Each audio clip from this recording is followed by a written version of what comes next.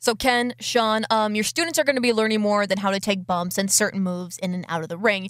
You're also going to be working with them on how to cut promos, meal planning, creating a character, the whole 9 yards. And I want to know from your view, what do you two think is the hardest out of those when you're first starting off in professional wrestling? To me, the hardest part of the wrestling business was you get told no a lot. But even worse than that is not hearing anything at all. Like, what do I need to do? Shawn and I used to call whoever it was. If it was Kevin Kelly at first, and then it was Dr. Tom Pritchard, and then it was Tommy Dreamer. What do we have to do? Every time that we would go to do extra work at Raw or SmackDown or a pay-per-view, what do we need to do? What is it? And nobody could ever tell us. I don't know. It's just, they would always say, if we could bottle it and sell it, we would, but we don't. So you just got to keep trying and manipulating things, and successes and failures. We don't want to take that away completely, because failure is the best thing for success, we feel.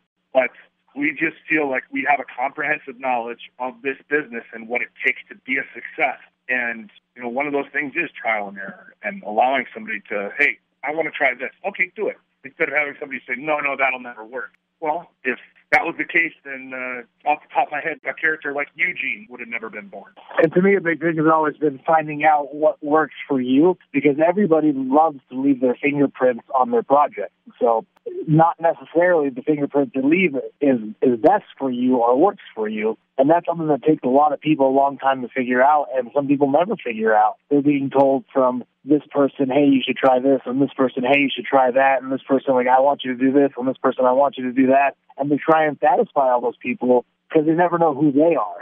But once you figure out who you are, and it's so much easier to be like, hey, man, that doesn't work for me, or hey, man, I don't do that, or I'll tell you what, I can't do that, but I really excel at this. When you figure out who you are and know who you are, it's so much easier to put your best foot forward. You both have worked in multiple companies like WWE, TNA.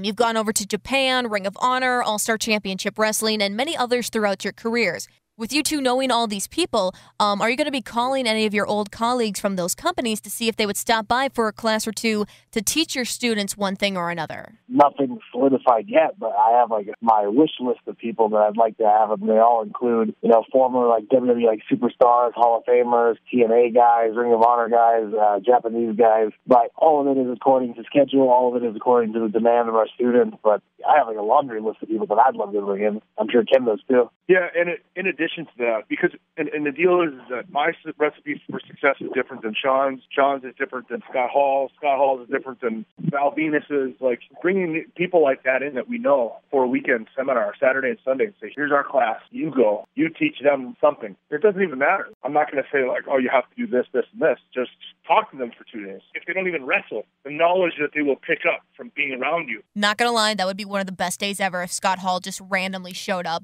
Do you and the rest of the coaches have an idea on how many students are going to be in each class? And will you guys provide one-on-one training with them? We offer personal one-on-one training for students that need a little more time, or even for established wrestlers. But this first class is exactly that. It's going to be our first class. So we don't know exactly how long the curriculum is going to be.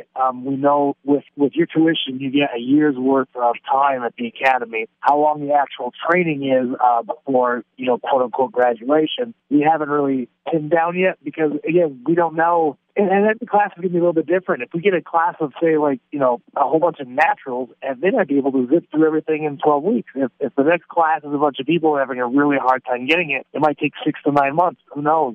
It's kind of one of those things that with the tuition, you're allowed to train at the academy for 12 months. How long the actual quote-unquote training is till you graduate, I guess is one of those things we're going to have to assess on a case-by-case basis. Right now, I will tell you, we have well over 20 students, and we're nearing that point where, at least with this first class, that eventually we're going to put a cap on it, because we want to make sure that all of our students get equal representation in class, that they're not just standing on the outside while, they're waiting for 30 people to go through this line of bumping.